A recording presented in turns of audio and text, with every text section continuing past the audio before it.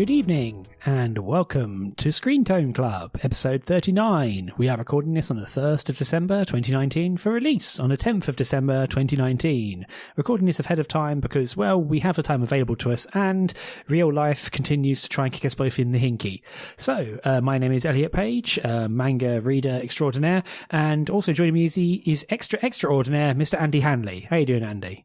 I was going to introduce myself as manga reader ordinary, but fine, okay, I'll take that.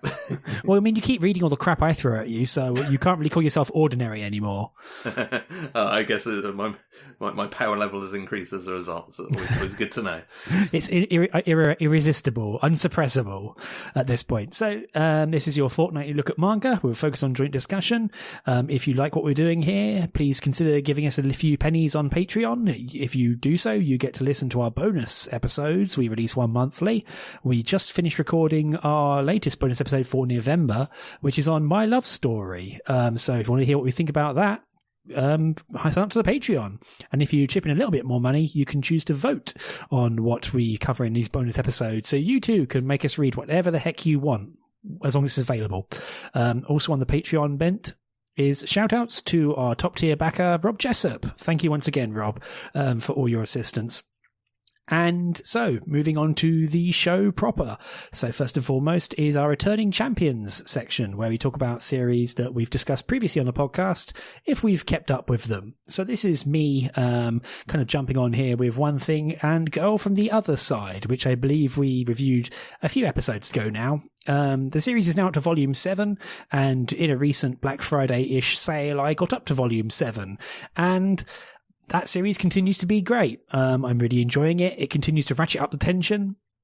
It brings in elements that are both dark and interesting. It's got a very interesting, very measured way of expanding the scope of its world and the scope of the curse that is the central sort of threat in the world of the series. And you get a lot more out of the main characters, Shiva and the outsider, the titular outsider with the two curly horns, who is known as Sensei, and appears to be doctor of some kind. And so where we are now is things have gotten both more fraught and more intense for our main characters and the extended cast. You have more and more other sort of weird talking outsiders hanging around, like creepy crows with big old faces and maws, and other sort of characters hanging around. And at this point, I'm kind of really in it now because the stakes of what is happening have become clear. We're still not quite sure who's telling the truth, or if anyone knows they're telling the truth or is lying. And there are multiple different people who are going after the girl from the other side, the titular girl, Shiva herself, who appears to be untouched by the curse, but this is getting more and more confused and muddied as time goes on.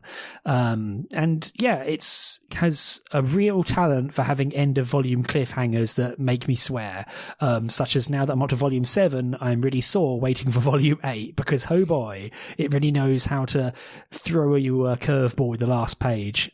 Continues its amazing art style with its really intense darkness and great use of silhouette and shadow, and the obviously dichotomy between darkness and light. One thing that's quite nice is that recently it snowed in World, and so it manages to show its chops with having the characters have a snowball fight and run around on a pure white background, which it manages with great aplomb and looks fascinating. So yeah, nothing but praise for it as it's going. So really enjoying continuing to read that. I don't know if you wanted to keep up with it, Andy, following our previous episode. Yes, yeah, it's absolutely one that I've been wanting to kind of get back on track with, and read beyond that first volume. And it's definitely one of those many series where we kind of said, like, this first volume is really good, but will it continue to be good? While kind of looking to camera, and it's really good to hear that it's managed to continue that, because it seemed like it had all the right tools in place, but you never know when these kind of series are just going to fall off a cliff. So if it's made it through seven volumes while still being kind of compelling in all the right ways, then that definitely sounds like I need to do some catching up. Yeah, it's really good. It's also really good at showing it's working, if that makes sense as a phrase, where you have like Teacher, the main character, kind of having to figure things out and try and take the best action, and other characters like vocalizing or talking to each other about what they're trying to accomplish. And so it makes you feel like there's obviously an esoteric and sort of mystifying air to everything, and not quite sure what is real prime truth, as it were, or what is the reality of the world, but it keeps this sort of fairy tale muff around everything, this sort of fog that makes it really fascinating as a result. I'm, as I say, really enjoying it. And yeah, if there was an art book for Nagabe's art, I would buy it in a heartbeat, because when they want to go to town, it goes really to town. Also in some rather scary ways, frankly. Sometimes the art is pulled out for the slightly more frightening panels. Not to be, I'm being careful here not to spoil stuff, but there's some really arresting moments. There we are. That's the phrase I was looking for.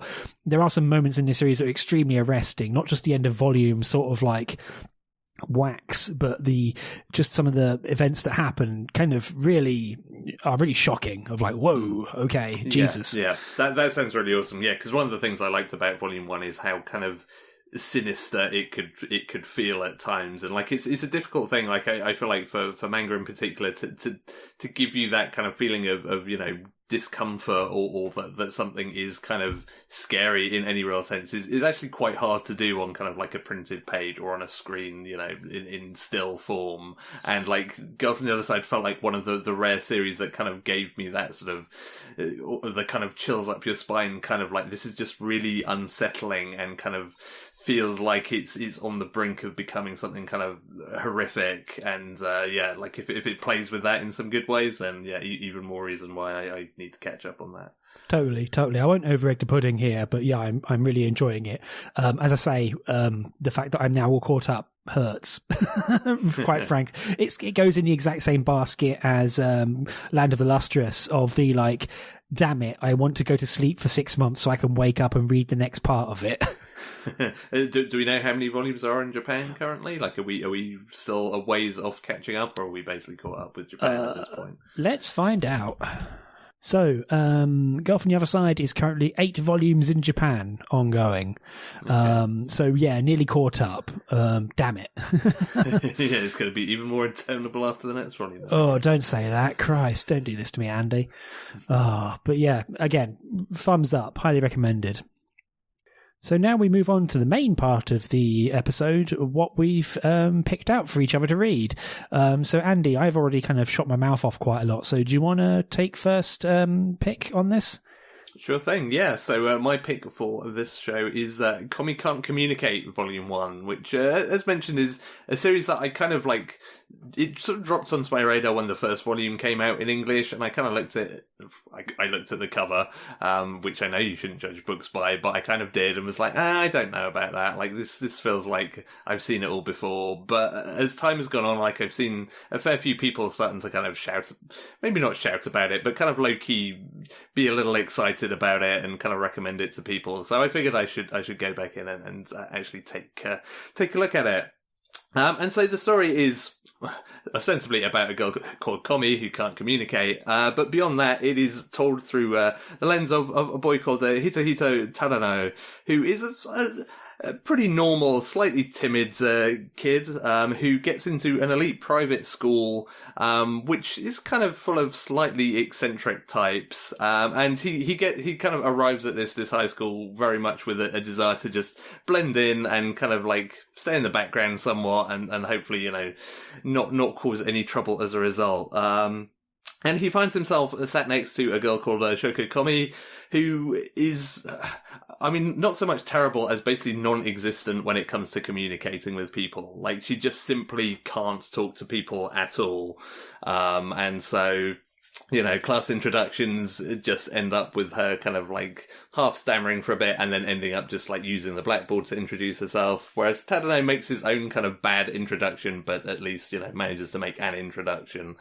And so kind of the first few chapters are basically sort of a bit of part comedy and part setup around kind of Komi not being able to talk to anybody, and Tadano kind of trying to figure out like what her deal is. Like, is she just like really aloof and doesn't want to talk to people or see fit to talk to them? Like, kind of trying to get a read on her, and kind of eventually realizing like, wait, you're just really bad at talking to people, aren't you? which results in kind of like one of my favourite moments actually out of this first volume, where the two of them just strike up a conversation via Blackboard, where like it becomes clear like she wants to talk to people but is no good at doing it, and he kind of initially wants to get out of that situation but kind of decides like, look, okay, let's try communicating this way, and they actually kind of get on okay, and kind of like, you know, they there's this wonderful 2-page spread of just this kind of really random kind of meandering conversation the two of them have, which is very much the kind of conversation two people who have just met will have, that just kind of, you know, move from topic to topic. And kind of before he knows it, Tadano is basically like Komi's first friend, which is an important point because one thing that she's decided she wants to do with her life is she wants to have 100 friends, which is quite a lot of friends by any stretch of the imagination. And so, of course, Tadano kind of gets roped in from there to kind of trying to help her communicate with some of her other classmates, make some other friends, starting out with kind of the super communicative person in class who has basically like they're just like everybody's friend. And that's kind of a whole story arc. And then it moves on to another girl who is very kind of jittery and nervous, and so on and so forth. And I don't know, I feel like my feeling when I got to the end of this volume was, apologies, kind of football analogy incoming here. Wow. Because like this felt like going to watch a football game where kind of like 70 minutes of it was kind of okay but not great, but there were some really amazing kind of standout moments, and then you go home from the match and you go to work the next day and everybody's talking about what a great game it was because they just watched the highlights on TV. And like this feels like a manga that makes for a really good highlight reel, a really good package. Like when it comes to, you know, me grabbing kind of images for our sort of social media posts for this show, like I had no problem at all. There were lots of really fantastic kind of panels, and there were some moments that just really kind of caught me, like on a kind of fundamental sort of emotional level, that were just like, that's just like really beautiful or amazing, or just like, I really just love this singular moment in time that you've captured that really kind of gets to sort of gets to grips with the characters and kind of like their nuances and whatever's going on in that moment. But it felt like there was sort of a lot of craft around that was not particularly interesting to me. So I don't know kind of how you came down on it, but that was sort of my ultimate takeaway. Yeah, I must admit, your analogy, football or otherwise, is apt, I feel, especially from my experience. As a quick side note, is this a good football analogy for how it feels watching Arsenal, as you normally do, Andy? No, because that would just be terrible, so... Oh, God. The travails of a long-suffering Arsenal fan, eh? But no, getting away from that tangent, like, I came out of this not really enjoying it. Mostly because, as you say, there's a lot of cruft there, and it kind of, and for me, I kind of uncharitably, I'm supposed to say I'm less charitable than you came out, Andy, because I kind of couldn't stand the interregnum stuff, and also, like, the series for me never really caught a good balance for me to really get on board and enjoy it. Like,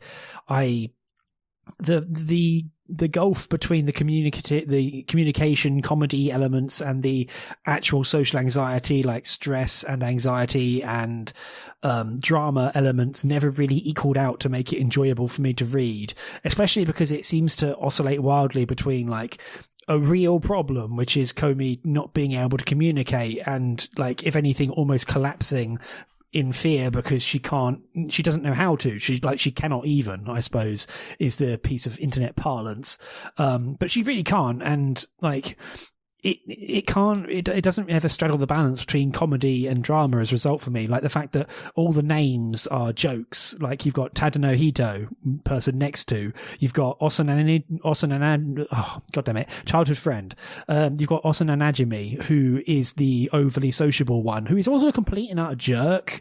Like, the initial character study of like, oh, they're everyone's childhood friend. They're everyone to everyone. Like they're kind of a blend-in character, but they're also a complete jerk. And then you also have the very skittish girl who ends up being a massive masochist. And the series slightly tries to wave this away by at one point saying, oh yes, this elite school, as you might expect from an elite school, is full of weirdos. And it's like, well, no, that kind of feels extremely unearned and lame as a result, and just doesn't really feel like it has any kind of oomph to it. And it feels too mean to be a comedy, but also too stressful to be a comedy as well, because it's so intense and like a real problem that Komi has. And as you say, there are some amazing moments in the series where it feels like it breaks out of that. Like, you know, the main scene is the blackboard scene where Tadano and Komi are talking to each other through the blackboard, and it's a really great moment. But that's kind of where it begins and ends for me. And the rest of it, I came to the end of the series, like especially after the first chapter, which is quite a good one shot of two characters talking to each other, like a standalone thing, and then it kind of spools off to the whole 100 friend quest. And I just kind of can't bring myself to care about it, especially by the end of the first volume. So I kind of came down the same as you, Andy, but just a lot more negative on it wholesale, frankly.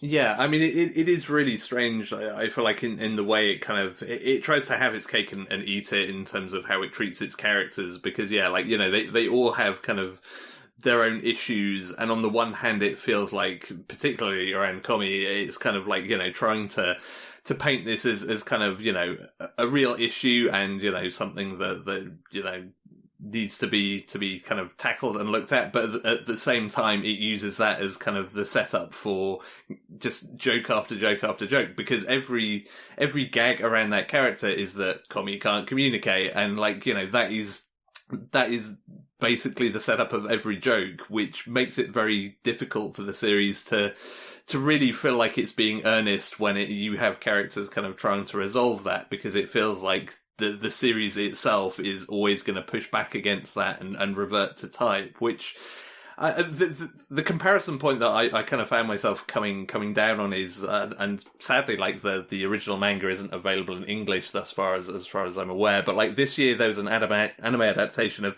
a series that didn't even get a localized English title, but it's Hitori Bocchi no Malamala Sekatsu, which is kind of, it's a series in a similar vein, because it's about a very shy girl who has a lot of social anxiety, who, like, she goes to a different school to, like, her only friend, and her only friend basically says, like, hey, like, at your new school, you need to be friends with everybody in this class, or I'm not going to be your friend anymore. Which also kind of a jerk thing to do, by the way. Yeah, that's fucked up. What the hell? Which is like, it is one of those, like, man, that's a really bad setup, but whatever. Like, but the core of the series is very similar in, like, you know, character who really struggles communicating with other people, has kind of a reason to try and force herself to make friends and to be more outgoing and more communicative. And it nails all of its comedy. It's really funny, but it's also kind of quite sweet in terms of how you get to see, like, Bocchi, the main character, like, actually develop and get better. And of course, like, you know, she slides back sometimes. Of course, she's still kind of bad at communicating in all sorts of ways. But like, it feels like a series that progresses, and it's a series that kind of finds broader stripes in its comedy than just kind of the issue that the main characters are having. And like, that's the kind of thing that really makes a difference there. Like, this feels so one note a lot of the time. And I think, kind of like, especially hearing what you've said, I feel like remembering those highlights on that highlight reel has probably kind of elevated it in my mind more than like I was actually enjoying it at the time, because a lot of it is kind of not quite a struggle to get through. Like, I think it's helped at least somewhat by the main character, Tadano, being kind of a decent guy and kind of likable for the most part, but like, he is kind of fighting against the tide of other characters who either come straight out of the blocks as being jerks, or kind of just like the weird turns that the series has with them just kind of makes them hard to like. Yeah, totally. I mean, when I was talking about this series without mentioning the actual title on Twitter, someone actually asked me, oh, are you talking about Hitori Bocchi? I didn't know that had been translated and the manga was available. I'm like, no. And then someone said, oh, it's the same idea. You know, people have names that lampshade their personalities, and it's about finding friends. And it was weird, frankly.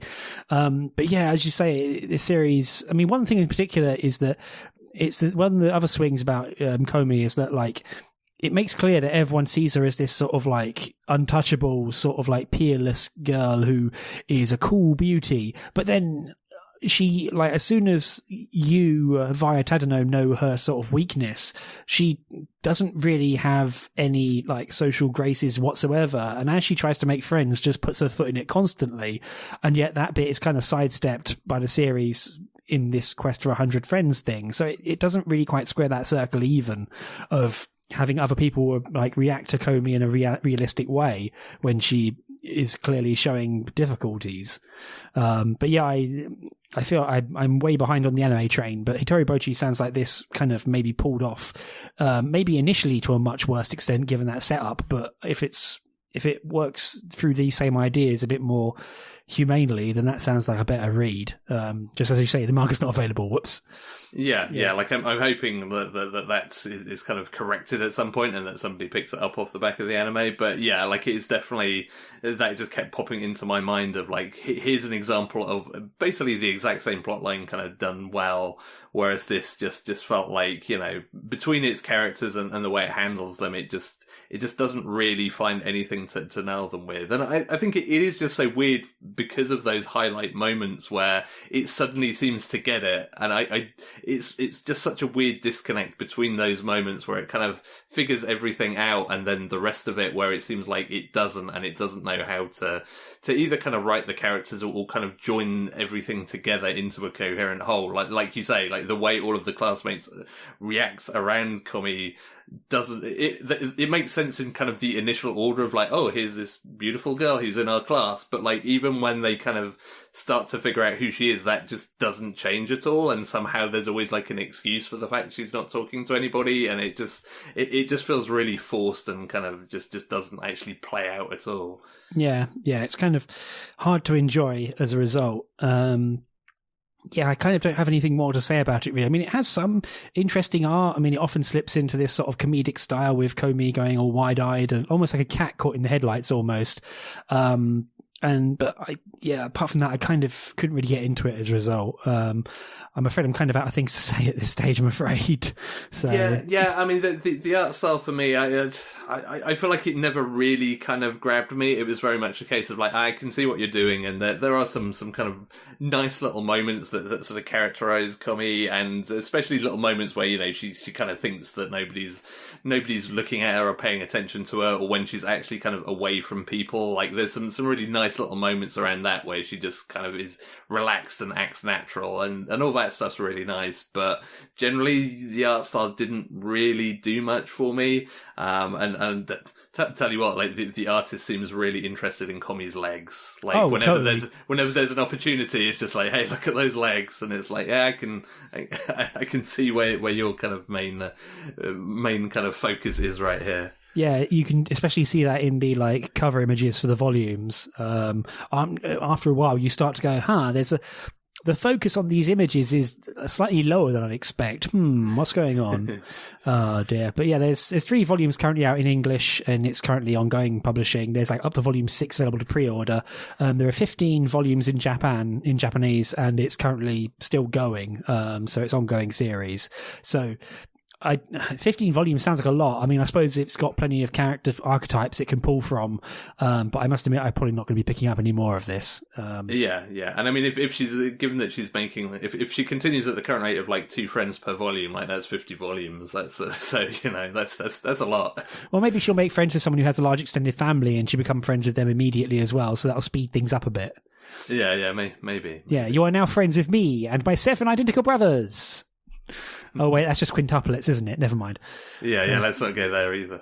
Also a bad series. But also another series that people go ham for and constantly try and talk to me about, and I'm like, no, I hate it. Stop this. But anyway, it makes sense. But it makes sense to me, like, why Komi Can't Communicate was perhaps something that was well regarded on like message boards, because you could post a few pictures or a few panels or pages, and it would totally get the good part of the series across. So yeah, totally. It's the kind of thing that people do that makes people read it on a manga podcast, but you know, hey ho. Yeah. So yeah, that's Komi Can't Communicate Volume 1. Quick mention, it's available by Yen Press. You can buy it digitally or physically. It's by Tomohito Oda. I think it is their only work so far. I think. I don't know. I don't have backer updates open. But yeah. So, moving on to the second title of this episode is a much more comedic manga, for sure.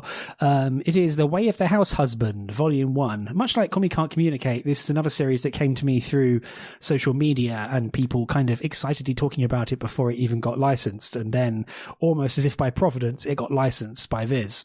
It's, as mentioned, published by Viz. The author is Kosuke Ono. The series is incomplete at the moment. There are 4 volumes in Japan, and the first volume has only just come out about a month ago.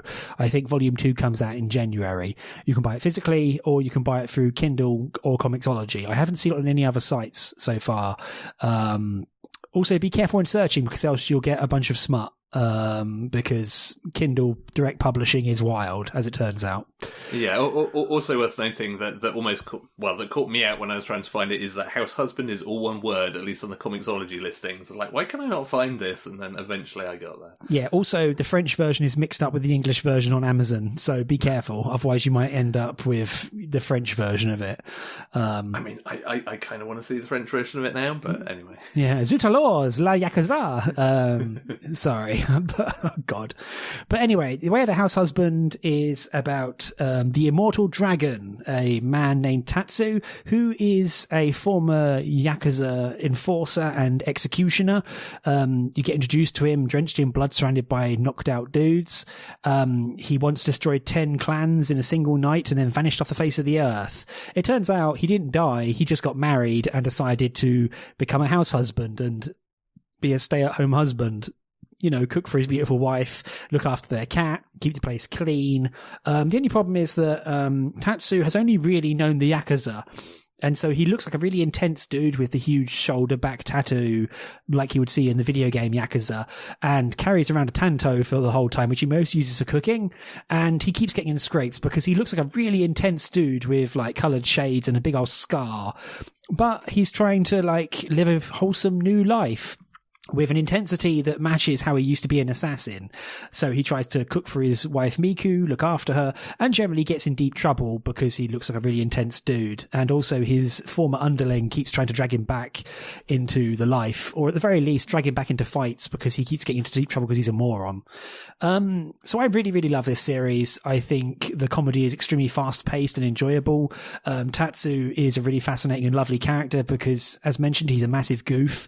Like, it isn't the fact of him being a fish out of water in that he's a fish who thinks he's totally fine, but he is totally not in the right water because he does everything as if it was a Yakuza thing. Like, he intimidates people. He uses turns of phrase that freak people out.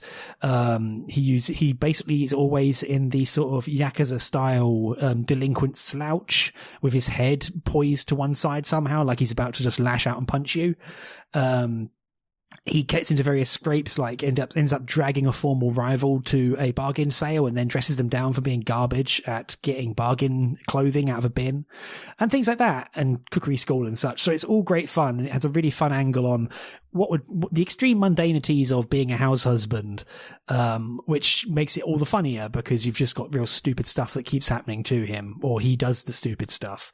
So yeah, that's kind of the premise, and it works really well at it because, as I say, it's mostly just Tatsu trying to do this stuff and not really caring if he messes it up because he hasn't got a better point of reference. Really, he was a mass murderer until not too long ago, so that really works. Also, very relatable and realistic manga cat who causes a complete and utter nightmare when it gets spooked by something, which really works. The art's really good. It has a lot of really good sort of paneling and camera angles that bring out Tatsu and his rather terrifying visage. And it's very action-packed. Like, it has a lot of good use of single action panels with really impactful sound effects, like when he's making a bento. But it seems like the most intense thing in the world because of all the big expressive sound effects and big old use of the knife. So really good fun. I've kind of just gushed about it, but yeah, I really enjoyed it, and I kind of hope you did too, Andy. Yeah, I liked it. Like, I mean, for starters, as mentioned, like, good cat content, trademark. Like, that's definitely like one of the highlights for me. Is like, yep, you just nailed cats in whenever said feline appears. Yeah, like it's a fun series. It feels like when you actually kind of delve into it, it feels like a series that kind of punches above its weight in a sense, because when you actually kind of boil it down, it's pretty much kind of every chapter is the same gag of, like, you know, effectively like, yakuza guy trying to live ordinary domestic life, hijinks ensue. It sort of has that sort of sitcom-y feel of just like, every episode is basically the same thing, but it's just like with a different kind of sprinkling over the top of it. But I think it manages to play it so well. I mean, I think the art style is kind of a massive boon to it, because it does a really good job of kind of having this very kind of, it feels like, when you start looking at it, it feels like you're reading some kind of like serious yakuza drama, and then it kind of intercuts that with, plopping ridiculous kind of comic premises into that. And I mean, there are some fantastic kind of fast cuts between sort of, menacing yakuza dude and then kind of like, just same yakuza dude just working in the kitchen. Like there's a whole story arc about kind of some dodgy knife salesman who, where he visits said yakuza's house, and then there's a fantastic picture, a fantastic panel of kind of this knife salesman having this guy just looming over him, basically like, kind of let's see how good this knife is, and then just cut to him like in the kitchen just like chopping vegetables. And that's the kind of like really great kind of comedy that it plays with, of using sort of the language of kind of yakuza drama and kind of the seriousness and the way it's kind of shaded and lit, quote unquote, and everything, and then kind of just turning that around into these domestic situations that works really well. Like I feel like without that art style, it just probably would potentially fall a little bit flat, but it just accentuates it so much. Yeah, I feel one thing it does, and I know I've already shouted this out, but it's the way the panels are framed. Is the one thing that Tatsu always seems to have is this goofy ass apron with a Shiba Inu on it.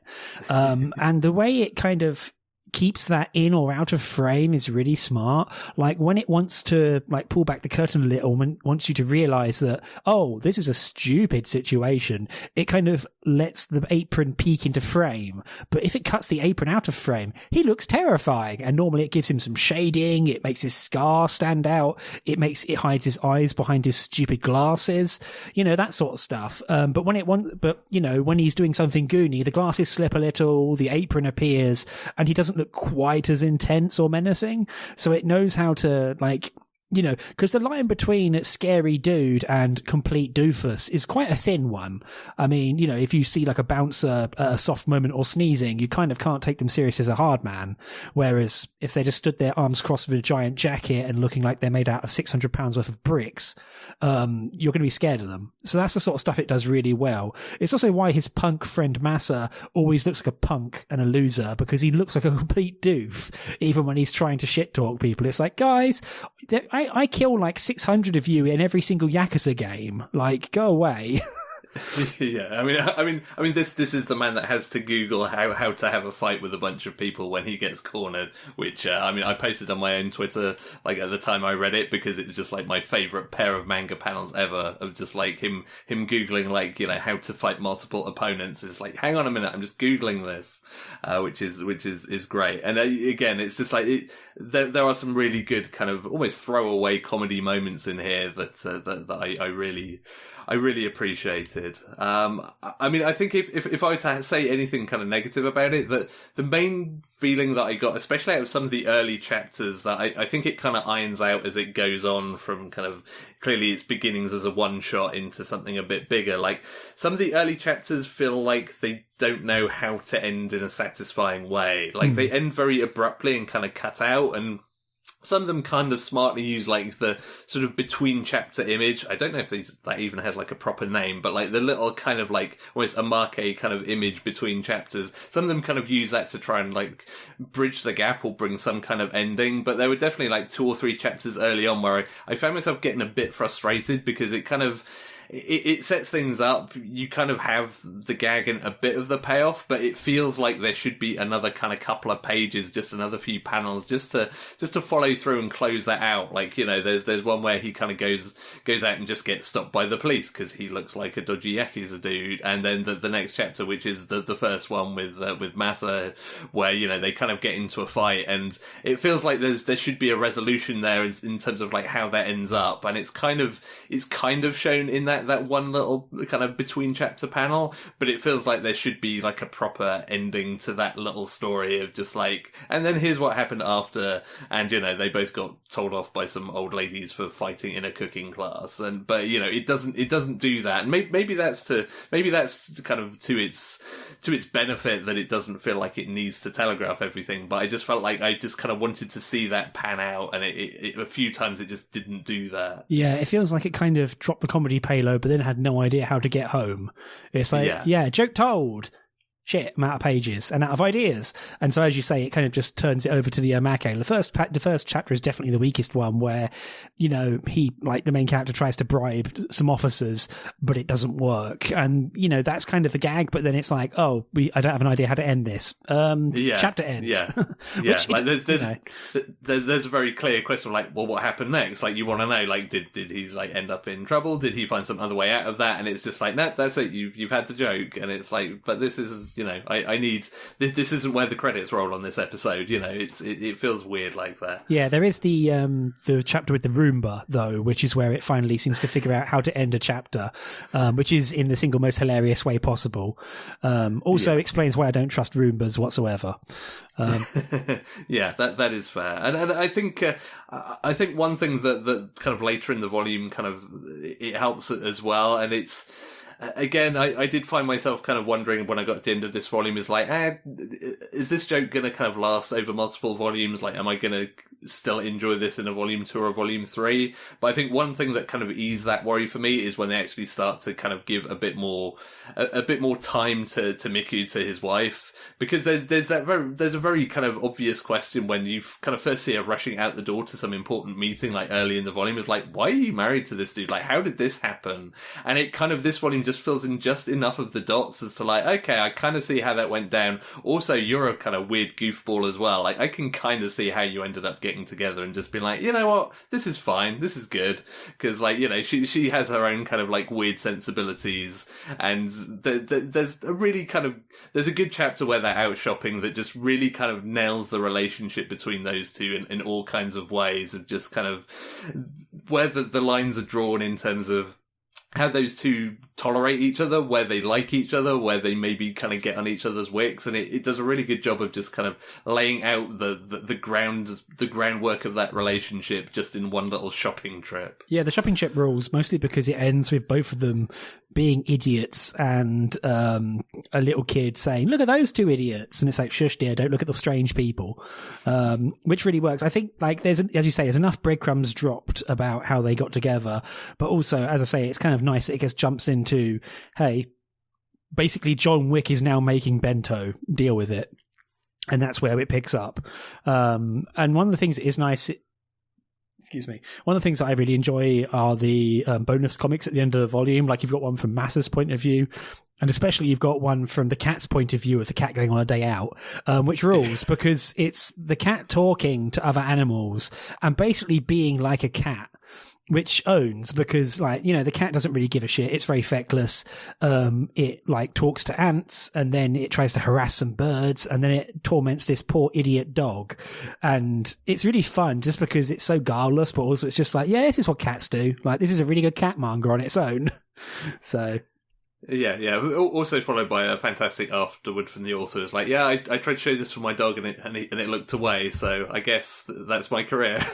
It's just like fair play. Yeah, very fair play. So yeah, I really enjoy this series. I'm hot to buy volume 2. As you say, like, if it does fill in some backstory, that's fine. If it doesn't, I don't really care. Like, the vein of comedy it's hit is rich and gold enough that I kind of don't care, because I just love it, and the cast are great.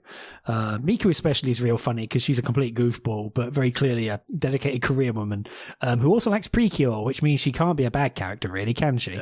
I think you'll find it's police cure. Yeah, which actually just makes it more problematic, because I don't like the idea of the police being magical girls. I do want to see that anime. It's like I feel like there's an increasing like somebody needs to go around and like collect up all the knockoff precures that turn up in other series and just make some of them, because I kind of want to see some of them come to fruition, and I suspect Police Cure is one of them. But yeah, I'm curious to see what you make of Volume 2 and kind of whether it manages to carry on, because like this is very much like, yeah, I like this. I had a good time with this one volume, but like I feel like it needs something to kind of sell me on a Volume 2, and so I'll be interested to hear whether it has something that can kind of I can hang my hat on there. Yeah, that's fair. Yeah, so we'll see how it does. Yeah, I'm interested, as I say, I think it's got some good ideas going forward. I mean, it already has this sort of weird backstory of like some of the gangs that know him from his previous life, who he's already kind of accidentally shamed, like the other Yakuza boss he gave gloves to. So also a good moment. Yes, that was also fun. Yeah, see, this is the thing, is that every chapter I mention, it has a good moment that I can raise and remind you of. So I think it's a good series as a result. But yeah, so that's, and as I say, it looks great. Like, it looks really fun. So that's The Way of the House Husband. Unless you have anything else, Andy? No, I think that's it. Like you say, yeah, it looks great, and man, it has such good kind of like action panels as well. Like when it gets down to brass tacks, and you know, there's because there is some fisticuffs etc. involved in here, and like all of that is just really kind of overblown, but really kind of like feels very powerful. You get the instant like, oh yeah, this is why this dude like, you know, took down 10 rival gangs in a night, because yeah, like you say, it's kind of like, you know, very much in the John Wick ilk of like, yeah, this dude can do some serious damage when he wants to. Yeah, without even really having to think about it. Cool. So yeah, that's The Way of the House Husband. Much boosted from myself. So, moving on, what we're talking about next episode of Screentone Club, which is getting towards Christmas. Oh God. But I have nominated the series Shortcake Cake, which is a romance series. I think it's available both physically and digitally.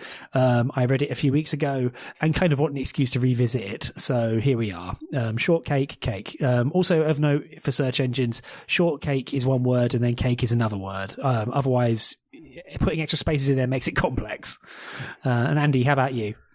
So I was going to correct you on the document, but like, no, you wrote cake twice, and then realised that is actually a thing. So yeah, like my pick is something that I never actually finished the anime of, and I feel really guilty about it because I loved what I did watch of it, and so I figured I should like have my penance by at least reading the first volume of the manga, and that is volume 1 of Nana, which is something I'm really keen to finally check out after a long time. Mm-hmm. Yeah, that's cool. I also have that in my library, but never got around to reading it, so this is a good excuse to kick myself up the bum and actually read the damn thing. Slightly daunting given how high esteem it's held in historically. Yes, indeed. Yeah, so yeah, we'll see about Nana. So, moving on to Closedown. You can look at our new, shiny, updated website at Screentone Club. We're currently working out the kinks in it, so please mind our mess. I haven't managed to install any of those under construction GIFs from, you know, the late 1990s yet. If you like the podcast, please talk to people about it. Word of mouth is still the best way for podcasts to grow. Ratings and reviews are very much appreciated if you feel like you'd like to do that. We are on Twitter at Screentone Club, where we'll be posting pictures of these series and letting you know about our upcoming shows. You can also email us at show@screentone.club. My name is Elliot Page, and as mentioned, my Twitter feed is at Elliot Page, hoping to post more cats when I go back home to Christmas to my folks. So please look forward to that. And Andy, how about you?